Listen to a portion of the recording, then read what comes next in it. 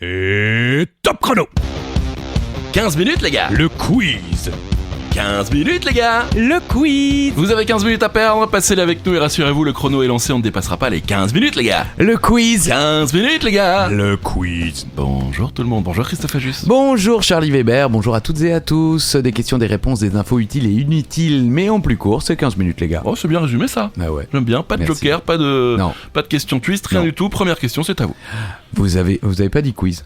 J'ai dit quiz. Merci. Pardon. Vous avez forcément déjà entendu parler du Machu Picchu. Oui. Mais pouvez-vous nous dire dans quel pays se trouve cette ancienne cité Inca? Ah vous commencez comme ça vous. Ah ouais. Ah ouais d'accord. Vous auriez su?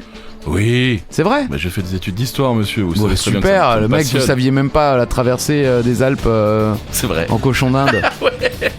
En cochon d'Inde. Vous savez comment on dit cochon d'Inde en brésilien, en portugais? Non. Porquinho de India.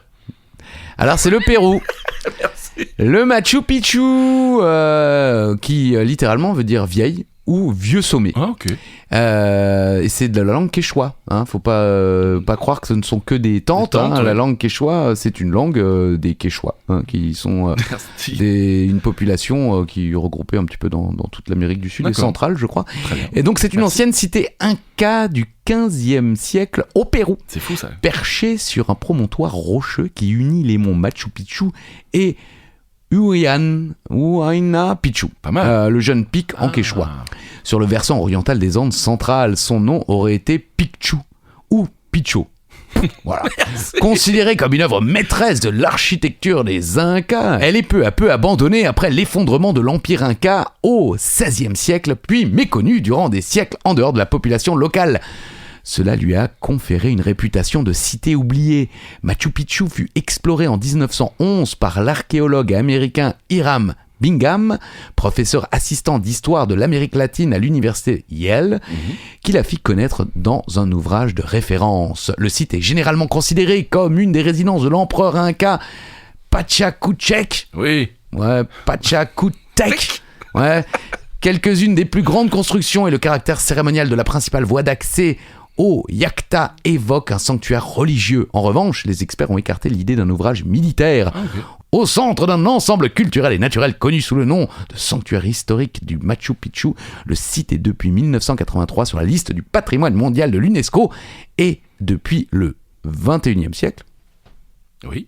une des destinations touristiques les plus visitées de la planète, suscitant des mesures de régulation du surtourisme. Ouais, en plus c'est pas facile pour y aller je crois. Il y a des heures et des heures de bus. Ah et bah tout ça. c'est super haut. Ah ouais. Effectivement, les mecs s'étaient un petit peu fait chier. Bah ouais grave. Ce qui est dingue moi c'est que ça ne date que du 15e siècle. Oui. Ouais, c'est Et ça. en plus, après, les Incas ont disparu à une vitesse folle. Bah ouais, On sait ouais. pas encore tout à fait comment les mecs ils se sont volatilisés. Quoi. Ok. Ouais non c'est fou, l'histoire est assez folle, il y a toujours un peu de mystère là derrière et merci à cette professeur assistant d'histoire qui Ouais. s'appelle Indiana Jones. Hiram Bingham qui, tiens, je vais aller là-bas. Oh purée. C'est ça.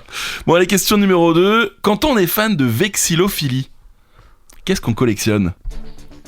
Alors je dirais, oui. Quand on est vexillophile plutôt. Vexillophile, vexillologue, je sais pas trop. La vexillophilie. Pas facile. Au moins vous aurez appris quelque chose. Si vous avez la réponse, bravo. Bah ça, oui. C'est sûr.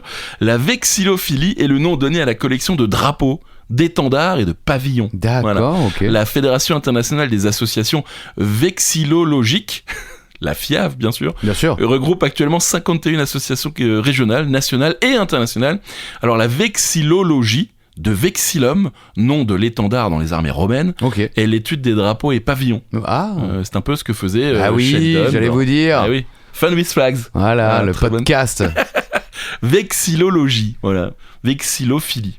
Comme ça, vous le savez. Oui, alors ils collectionnent les drapeaux. Alors les vexillophiles, oui, et les vexillologues, ceux qui font de la vexillologie, eux étudient les drapeaux. Comme Sheldon. Voilà, exactement. Ok. On va rester avec les drapeaux. pour la Ouais, troisième question. les drapeaux, les drapeaux. Et la vexillologie, les drapeaux. Je l'avais pas eu, mais elle est bien, elle est bien. La vexillologie, direction la Bretagne et le fameux Gwenadu, bien sûr, qu'on voit partout en Quoi manif dans les. Le Gwenadu. Le Gwenadu, vous connaissez pas? Non, je connaissais C'est le nom du drapeau Gwenadu. breton. D'accord. Voilà. Le Xanadu, vous connaissez le Ouais, Xanadu? aussi, je connais le Gwenadu. Oui, bien sûr. Donc le Gwenadu, qu'on voit partout en manif, dans les stades, dans les festivals, il y en a partout. Oh, j'ai renversé de l'eau. Oh, l'erreur. Bah, j'ai rien, tu veux un slip? Non, attends. Eh, vite. Merci. Bon, bah voilà. Après une petite pause de nettoyage, vous voyez ce que ça me fait le drapeau breton ? Voilà, Ouais. ça me rend fou, ça me rend complètement fou. Mais saviez-vous que ce drapeau, c'est librement inspiré du drapeau d'un pays ? Mais de quel pays ? Ah. Les Bretons ! Avec de la flotte partout, bah en même temps ils s'y connaissent en flotte. Allez, ça c'est gratos. Ouais, non, mais non, il y a l'océan. Je veux dire. Oui, mais là, je Oui, parle- j'ai bien compris parle que de vous parliez de la météo, mais. Après ils disent que les Bretons disent qu'il pleut que sur les cons.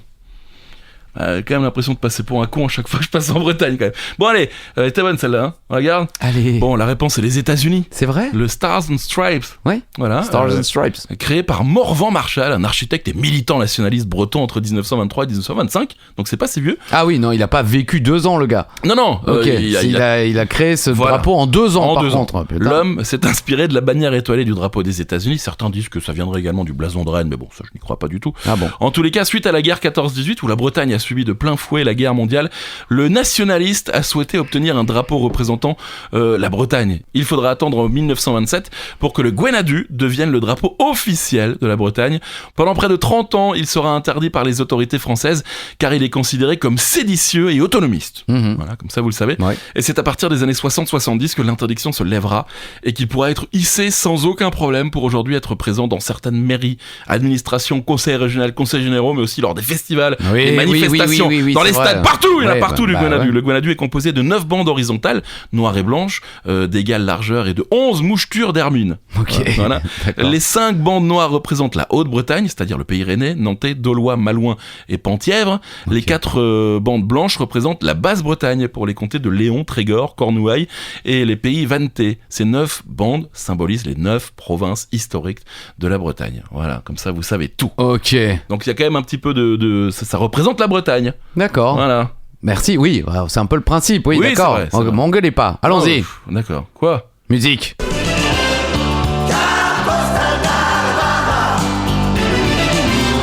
Alors moi j'aurais mis l'intro plutôt. Ah, ça va. Bon, vous venez d'entendre Carte postale d'Alabama, en l'occurrence. Oui. Reprise française du légendaire Sweet Home Alabama. Mais qui est son interprète ? Vous connaissiez ? Je crois pas. Vraiment, sincèrement, je crois pas. Parce que sur les sites où j'ai fait des recherches, Ouais. c'est soi-disant considéré comme l'une des chansons préférées de ce chanteur Ah pour ouais ses fans. Bah ouais. Je l'avais jamais entendu. Bah moi non. C'est franchement. Johnny Hallyday. Ouais, bon, on l'a reconnu quand même. Johnny. Pas sûr. Oui, c'est vrai. Issu de l'album La Peur, Ouais. est sorti en 1982.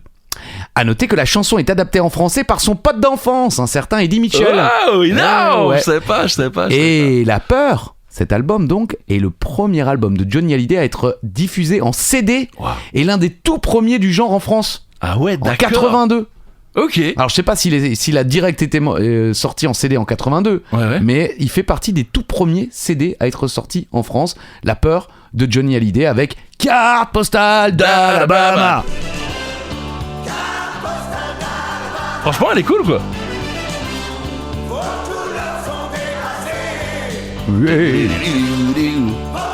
Et elle est un peu engagée la chanson parce que Ah ouais. je l'ai pas écouté en entier mais j'ai vu le texte, à un moment ça parle quand même du Ku Klux Klan. Ah, mais ça, c'est Eddie Mitchell, ça. Ah bon? Aucun rapport entre. Putain, le mec il le balance sous le bus comme on dit aux États-Unis. Mais non, mais il est engagé, il dit quoi. Quand il a envie de dire quelque chose, il le dit quoi. Mais Ça- il a pas fait la traduction des paroles, hein. Je crois qu'il a fait que l'adaptation musicale. Ah, ok. Je crois. Bon, d'accord. Question numéro 5, c'est encore à vous. Le conditionnement classique, aussi appelé conditionnement répondant, conditionnement de type 1 ou conditionnement pavlovien, Ok. est un apprentissage qui associe des stimuli neutres de l'environnement à des réactions inconditionnelles fortes de l'organisme. Nous devons cette théorie à Ivan Pavlov. Vous souvenez-vous quel animal lui a permis de faire ses recherches ? Ça vous dit rien, Pavlov ? Ah, Pavlov, ouais, mais Réflexe alors, pavlovien ? Oui, bien sûr, bien sûr. Ok, donc. Et il a- l'animal, vous vous souvenez pas ? Non, je m'en souviens pas. L'histoire est très célèbre et vous allez découvrir qu'elle est beaucoup moins joyeuse qu'on nous la raconte. Bah, quand on fait des essais sur des Ah animaux, ouais. bah, c'est toujours moins drôle. Ouais. C'est un chien. Super. Alors l'histoire qu'on nous raconte, l'histoire entre guillemets officielle, simplifiée, parce que c'est vrai que l'histoire est quand même assez compliquée, Oui. c'est que il avait son chien, son Kleps. Kleps. Au début je voulais le nom du chien, mais il y a pas le nom du Ah, chien. dommage. Et il fait sonner une petite cloche Mhm. pour lui signifier que la nourriture arrive. D'accord. et il lui donne à manger. Ok. Et ensuite, le réflexe pavlovien, c'est qu'en fait, à partir Dès du qu'il moment, entendra au ça. bout d'un moment, dès qu'il entend la cloche, le chien sait qu'il va avoir à manger, Oui. même s'il n'a pas à manger. Oui. Sauf que ça n'a pas commencé comme ça. À partir de 1889, le physiologiste Ivan Pavlov effectue une recherche sur la salivation des chiens pour un programme de recherche sur la digestion. D'accord, Bon, ok. pour ce faire, petit enfoiré, Ah. il pratiquait une incision dans la joue d'un chien et y insérait un tuyau qui récoltait la salive produite par la glande salivaire de l'animal. Ok. Ensuite, il mettait de la viande en poudre dans la gueule du chien et observait l'effet. Il remarqua qu'un chien qui revenait dans le laboratoire de recherche après plusieurs fois se mettait à saliver avant même qu'on le nourrisse.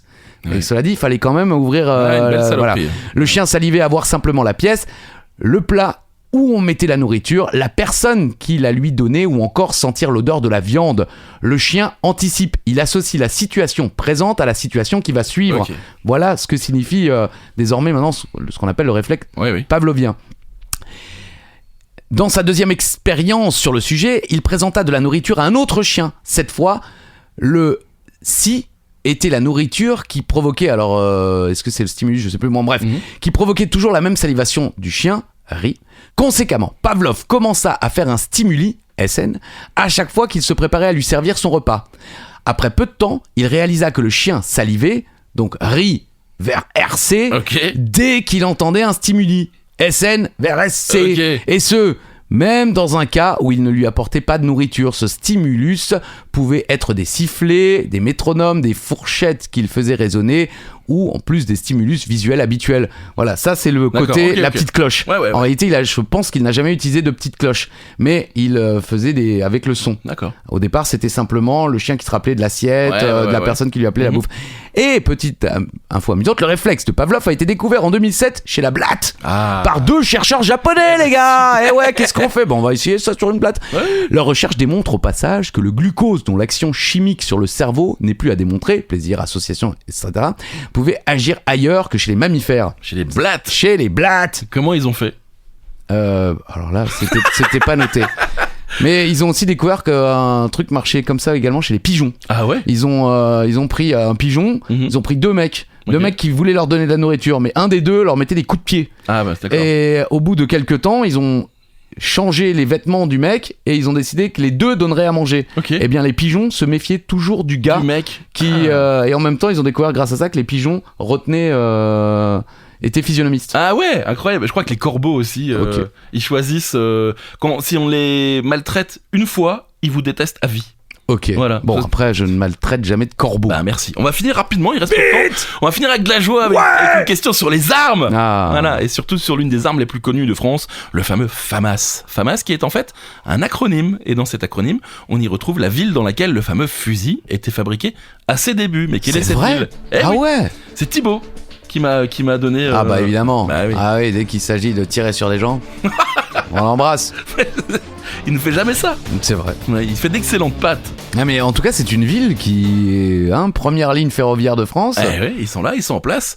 Les Stéphanois, Saint-Étienne. Saint-Étienne, merci pour le FAMAS. Bah oui, le FAMAS, désigné comme fusil d'assaut au sein de l'armée française, est un fusil d'assaut français de calibre 5,56 x 45, bon ça vous le savez, initialement fabriqué par la manufacture d'armes de Saint-Étienne, d'où FAMAS, F-A-M-A-S, fusil d'assaut de la manufacture d'armes de Saint-Étienne. Waouh. Voilà, commandé et mis en service dans les années 70 par l'armée française.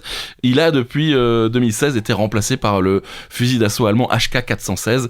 Voilà, mais on connaît bien le FAMAS, c'est quand même une arme reconnue et qu'on reconnaît tout le monde. Alors, je ne sais pas à quoi Oui. ça ressemble, mais le Ah bon nom est connu. Oui, Ah, ok. excusez-moi, je suis moins fan de Schwarzy Pardon. que vous. Oui, bah il a Et jamais je sais- porté de FAMAS. Je ne sais pas, le mec était stéphanois dans Predator scène 4. Oui. Il a le le maillot. maillot Évidemment, c'est les Verts. C'est une scène coupée de Total Ouais, Recall, c'est celle-là. vrai, c'est vrai. Ça, c'est les vrais fans qui le savent. Merci Christophe Ajus. Merci Charlie Weber et désolé. Et on se retrouve Normalement. normalement On va voir. la semaine prochaine pour un nouvel épisode de 40 pètes, les gars. Le quiz. 40 pètes, les gars. Le quiz. C'était 15 minutes, les gars. Le quiz. Ça suffit? C'est le quiz. Oui, oui. Allez, à bientôt, bisous. Bisous.